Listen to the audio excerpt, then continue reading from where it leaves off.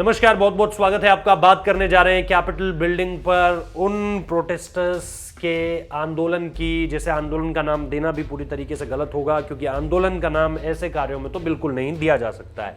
ये गैर जिम्मेदाराना हरकत थी, ऐसी हरकत जिसके खिलाफ देशद्रोह का आरोप भी लग सकता है। और इसी की तरफ हमारी खबर भी बढ़ती है।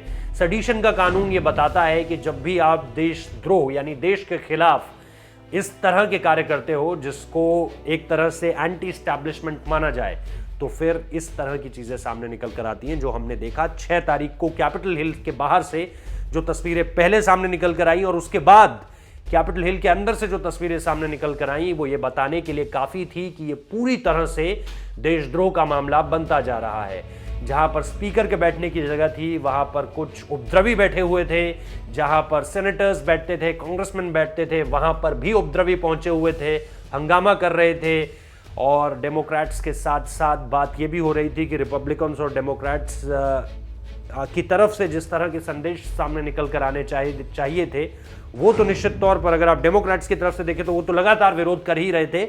लेकिन पहली बार रिपब्लिकन्स भी इस तरफ बढ़ते चले कि जो हो रहा है वो बहुत गलत हो रहा है। क्योंकि अगर रिपब्लिकन्स ने अब भी कुछ नहीं किया, वैसे ही उन्होंने बहुत देर कर दी है कहते कहते, लेकिन अगर अब भी कुछ नहीं कहा तो फिर आगे किसको लड़ाएंगे और किस तरह से मुंह दिखाएंगे अपना अमेरिका के इतिहास में, वो समझ से परे है। मेरी तो बिल्कुल समझ से परे इसलिए है क्योंकि अब आने वाले समय में अगर रिपब्लिकन कोई भी अपना कैंडिडेट उतारता है, मान लीजिए 2020 में ही चुनाव हुए, 2024 में अगले चुनाव होने हैं, तो फिर किस मुंह से लड़ेंगे? क्योंकि जानते हैं कि डोनाल्ड ट्रंप के खिलाफ कुछ बोले ही नहीं।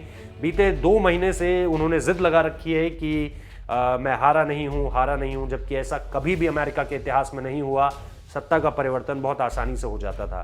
लेकिन ये एक स्थिति है जो डोनाल्ड ट्रंप ने दिखाई है कि जब आप इस तरह के नेता को चुनते हो तो फिर हालत ऐसी ही होती है। इसीलिए इस पूरे के पूरे मामले पर लोगों के खिलाफ सेडिशन तक के कानून के तहत कार्रवाई करने की बात कही जा रही है।